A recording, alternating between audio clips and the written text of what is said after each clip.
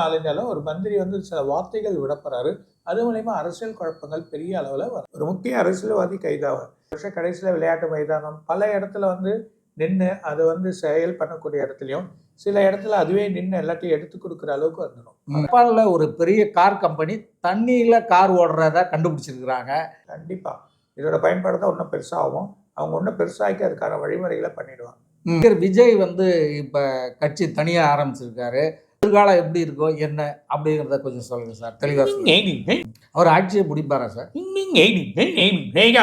Mayor Saidai துரைசாமியுடைய மகன் வந்து இமயமலையில் சிம்லா இடத்துக்கு போகும்போது ஒரு ஆக்சிடெண்ட்டில் காணாமல் போயிட்டார் சார். இன்னும் அவருடைய உடல் பாகங்கள் எதுவுமே கண்டுபிடிக்கல. செல்ஃபோன் மட்டும்தான் கண்டுபிடிச்சிருக்காங்க. வெற்றின்னு அவருடைய பேர். சைதை துரைசாமிங்கிற முன்னாள் மேயருடைய மகன். அவர் எப்படி சார் கிடைப்பாரா, என்ன ஆகும் அப்படிங்கிறத பற்றி சொல்லுங்கள் சார்.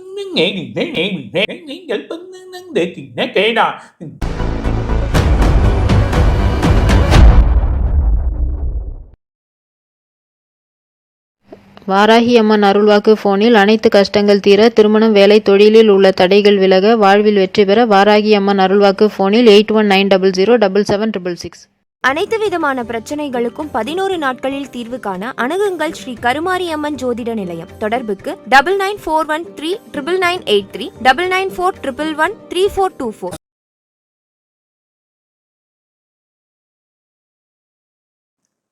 உலகமெங்கிலும் வாழும் ரோஜா தமிழ் டிவி நேயர்களே, உங்கள் அனைவருக்கும் என் பணிவான வணக்கங்கள்.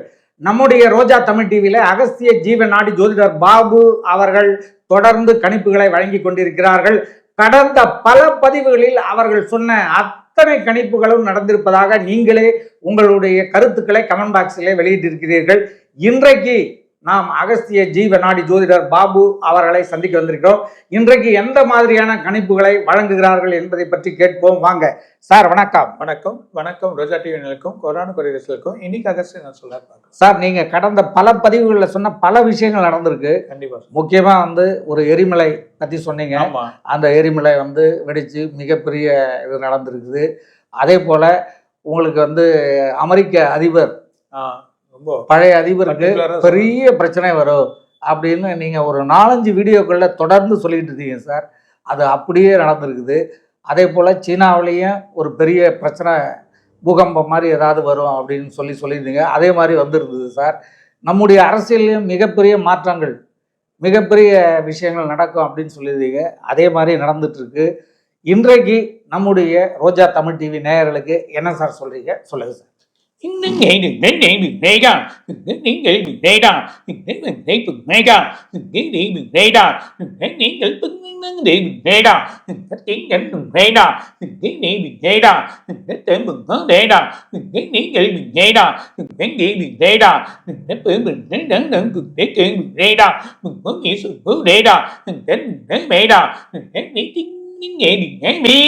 இது வரைக்கும் பார்க்காத வெயில நம்ம பார்க்க போறோம். எல்லாமே இங்க இல்ல, நார்த்து, டெல்லி அந்த மாதிரி ஏரியாலாம் பார்த்தீங்கன்னா ரொம்ப வெயில் இருக்கும். அது இந்த மார்ச் மாதமே தொடங்கிடும். இந்த மார்ச் மாதம் எண்ட்லேருந்து ஹெவி வெயில் இது வரைக்கும் பார்க்காத வெயிலை நம்ம பார்க்க போகிறோம். அது இல்லாமல் சில இடத்துல 2 மாநிலத்தில் மிகப்பெரிய வெள்ளம் வர்றதையும் பார்க்கலாம். அது இல்லாமல் இந்த வெயிலோட தாக்கம் நிறைய பேர் மக்கள் வந்து கொஞ்சம் கவனத்துல இருந்து செயல் பண்ணிக்கிறது நல்லது. சென்னையிலும் ரொம்ப அதிகமான இருக்கும். இப்பத்துலேருந்தே நம்ம அந்த உணவு பழக்க வழக்கங்களை சில வழிகளை பண்ணிக்கிறது நல்லதுன்னு சொல்லுவோம்.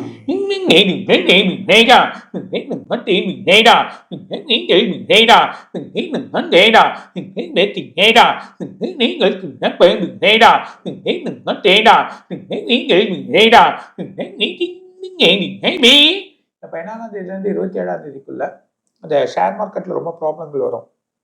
ஷேர் சடனாக விழறதுக்கோ இல்லை அதுக்கான வழியோ இருக்கோ, இல்லைன்னா அந்த மாதிரி ஒரு நிலைமைகள், இல்லை ஏறலாம் அந்த மாதிரி ஒரு நிலைமை இல்லை. ஆனால் சடனாக விழறதுக்கு தான் அதிகமாக. அது இல்லாமல் உலகம் முழுதுமே வந்து சடனாக வந்து எக்கனாமிக் ப்ராப்ளம் வந்துடும். ஸோ அந்த எக்கனாமிக் ப்ராப்ளம் வர்றதுனால பொருளாதார தடைகள், நிறைய பிரச்சனைகள் ஏற்பட போகிறத நம்ம பார்க்க போகிறோம்.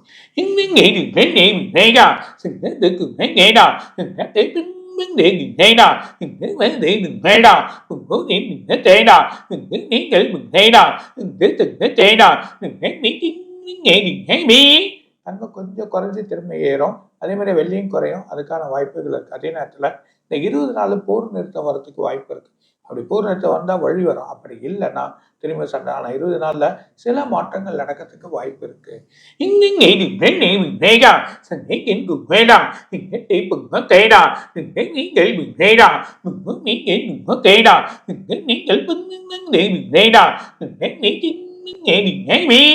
சனியோட கோல் வருது.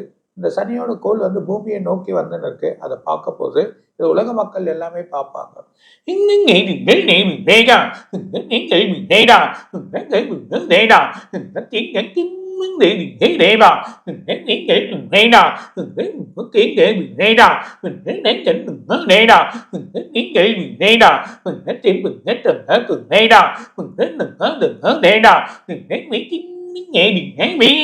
ஒரு முக்கியமான வெள்ளையன் நாடு, அதாவது லண்டனாக இருக்கலாம், அங்கெல்லாம் வந்து இது வரைக்கும் பார்க்காத விலைவாசி ஏறும், இன்னும் ஏறும். அதே நேரத்தில் அங்கே பணக்கு வட்டாக்குறைகள் ஏற்படக்கூடிய நிலைமையும் நம்ம பார்க்க போகிறோம்.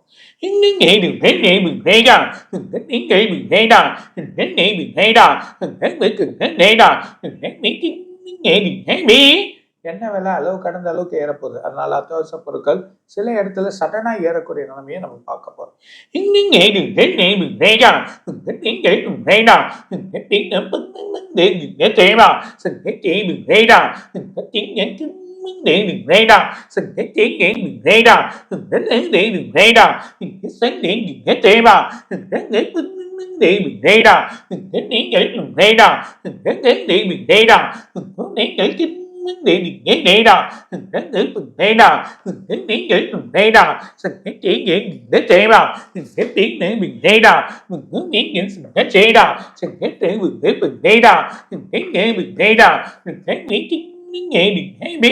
பூமியோட சுழற்சி கொஞ்சம் அதிகமாக இருக்கு. ஸோ இன்னும் ஒரு 16 நொடிகள் அதிகமாகக்கூடிய நிலைமையை நம்ம பார்க்க போகிறோம்.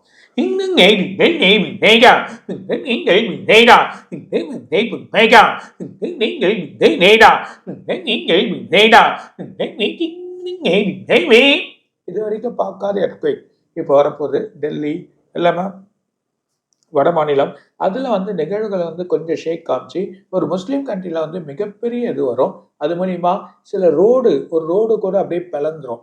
அந்த ரோடே வந்து அப்படியே பிளந்திருக்கும். சில இடத்துல பூமியில் சில பாகங்களில் கிராக் விட போகுது. அந்த மாதிரி நிலைமையை நம்ம பார்க்க போகிறோம்.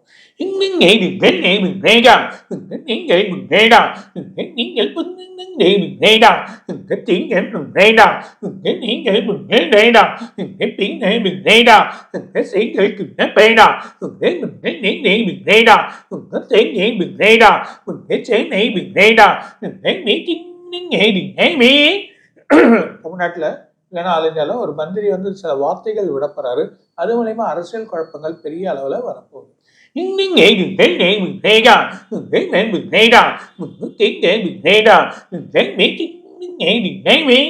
ஒரு முக்கிய அரசியல்வாதி கைதாவார்.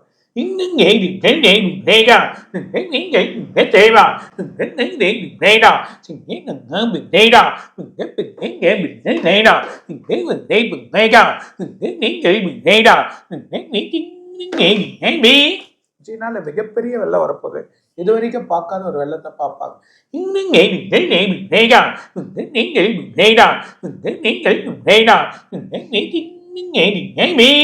இந்தோனேஷியா, காம்போடியா, சீனா, இந்த தாய்லாந்து இந்த மாதிரியா இருக்கக்கூடிய இடத்துல, அதே நேரத்தில் மலேசியா மிகப்பெரிய மழை பெய்ய போகுது. இது வரைக்கும் பார்க்காத மழையை பார்ப்பாங்க. சில ஊரில் அந்த வெள்ளம் அடிச்சுன்னு போகிறதையும் நம்ம பார்க்க போகிறோம்.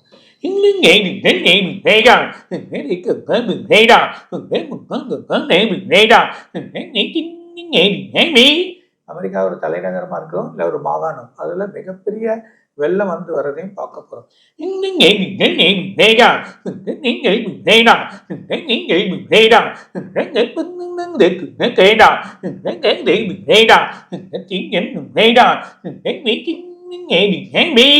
அமெரிக்காவில் ஒரு வளாகம் இல்லைன்னா ஒரு பள்ளி, சின்ன பசங்க அந்த இடத்துல ஒரு ஷூட்டிங் நடக்க போகுது. அந்த மாதிரி ஒரு நிலைமை, ஒரு பிரச்சனை உருவாகுது. அது தடுக்கக்கூடிய நிலைமையும் வரலாம்.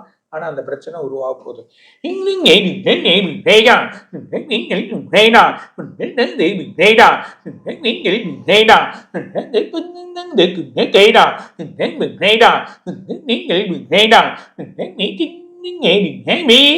அரபு கண்ட்ரில வந்து இது வரைக்கும் பார்க்காத வெயில பார்க்க போறாங்க.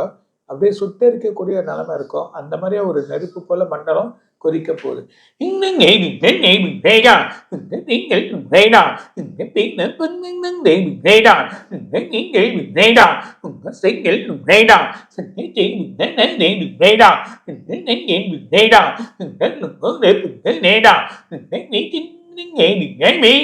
தமிழ்நாட்டு எல்லையோட கடலோர பகுதியில ஒரு பிரச்சனை நடக்க போகுது.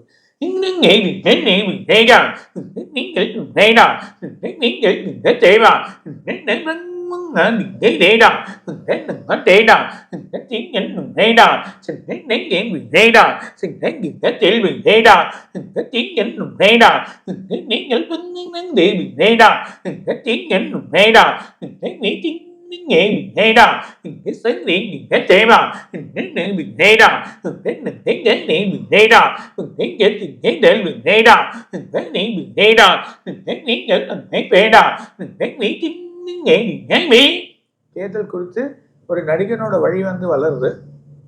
ஆனா சில சமயம் அது ஒரு சின்ன குழப்பம் ஏற்பட போகுது. நடுப்புற ஒரு சின்ன குழப்பத்தை ஏற்படுத்திப்பாங்க.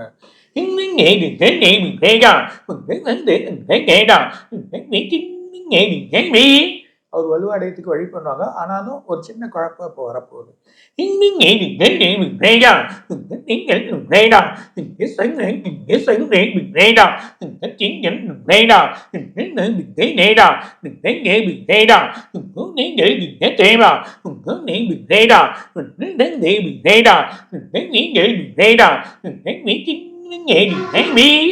ஒரு விமானம் வந்து மார்ச் எண்டுக்குள்ள ஒரு சின்ன பிரச்சனையாக போகுது.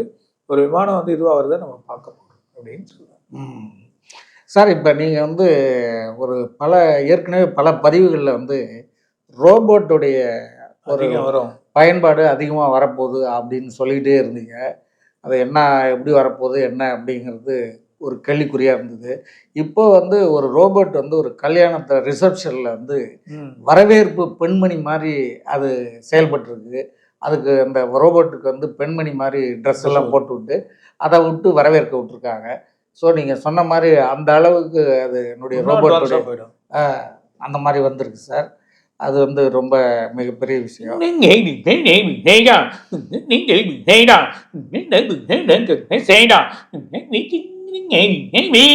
இந்த வருஷம் கடைசியில் விளையாட்டு மைதானம் பல இடத்துல வந்து நின்று அதை வந்து செயல் பண்ணக்கூடிய இடத்துலையும் சில இடத்துல அதுவே நின்று எல்லாத்தையும் எடுத்து கொடுக்குற அளவுக்கு வந்துடும் சார். அப்புறம் நீங்கள் ஏற்கனவே பல பதிவுகளில் சொல்லியிருக்கீங்க, ஆயிலினுடைய பயன்பாடு குறைஞ்சு அந்த ஆயில உற்பத்தி நாடுகள்லாம் மிகப்பெரிய பிரச்சனைகளை மாட்டிக்க போகுது, மாற்று எரிபொருள் வரப்போகுது அப்படின்னு சொன்னீங்க. ஆனால் இன்னைக்கு வந்து ஜப்பானில் ஒரு பெரிய கார் கம்பெனி தண்ணியில் கார் ஓடுறத கண்டுபிடிச்சிருக்கிறாங்க. அந்த கார் கம்பெனியுடைய பயன்பாடு இன்னும் ஓரிரு ஆண்டுகளில் பயனுக்கு வரப்போகுது. இதனால் நீங்கள் சொன்ன மாதிரி நடந்திருக்கு சார். அது என்னுடைய பயன்பாடு, அதனுடைய எதிர்காலம் எப்படி இருக்குங்கிறத சொல்லுங்கள் சார்.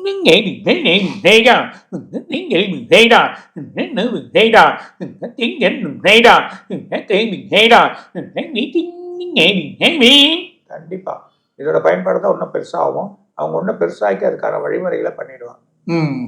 ஸோ அப்போ வந்து நம்ம தண்ணீரில் நம்மளுடைய காரு வாகனங்கள்லாம் ஓட போகுது. ரொம்ப இது சார். அடுத்து சார், இந்த நடிகர் விஜய் வந்து இப்போ கட்சி தனியாக ஆரம்பிச்சிருக்காரு. அவர் 2026 தான் அரசியலுக்கு வரப்போகிறேன்றாரு. அவருடைய எதிர்காலம் எப்படி இருக்கோ என்ன அப்படிங்கிறத கொஞ்சம் சொல்லுங்க சார், தெளிவாக.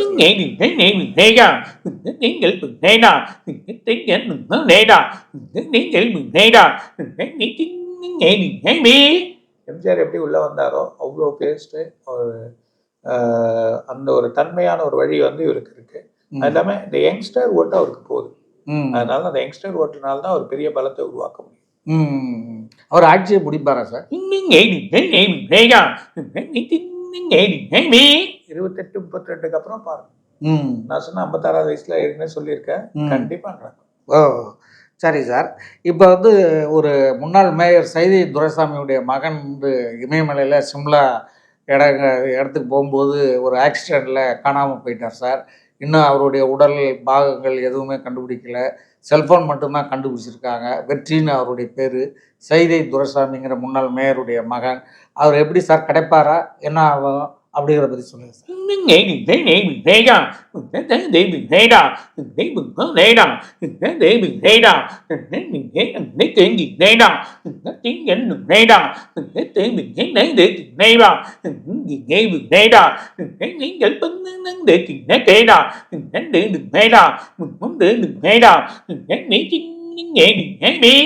இந்த இடது புறத்துல இந்த மேலேருந்து வழி விழுந்துட்டு அதில் இடது அந்த பக்கம் பார்த்தீங்கன்னா தண்ணி இருக்குது, அது மூலியமா அடிச்சுன்னு போகுது.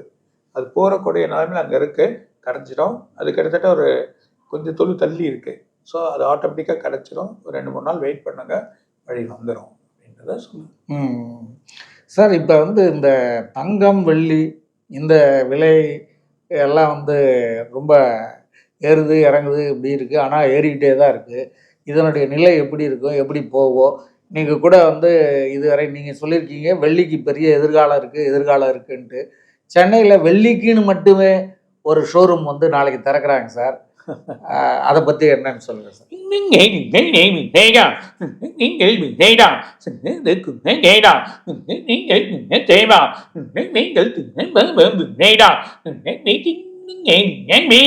இந்த மார்ச் மாதம் கொஞ்சம் குறையும், ஆனால் எப்படி பார்த்தாலும் உங்களோட அந்த ஆகஸ்ட் மாதம் திரும்ப ஏறப்போகுது. ஸோ பெரிய அளவில் போகுது. ஸோ வெள்ளி தாங்க வாங்கி வச்சுருக்கோம், பயம் இல்லை, குறைஞ்சாலும் ஏறிடும். ஷேர் மார்க்கெட்டை பற்றி சொல்லிட்டீங்க சார், அது ஒன்றும் பிரச்சனை இல்லை. இந்த அரசியல் நிலவரம் இப்போ வந்து பார்லிமெண்ட் எலெக்ஷன் வரப்போகுது. எதிர்கட்சி ஆளுங்கட்சி ரெண்டுக்குள்ளேயும் மிக வேகமான போட்டிகள் நடந்துகிட்ருக்கு. இந்த போட்டிகள் எப்படி போகும் என்ன அப்படிங்கிறத சொல்லுங்கள் சார்.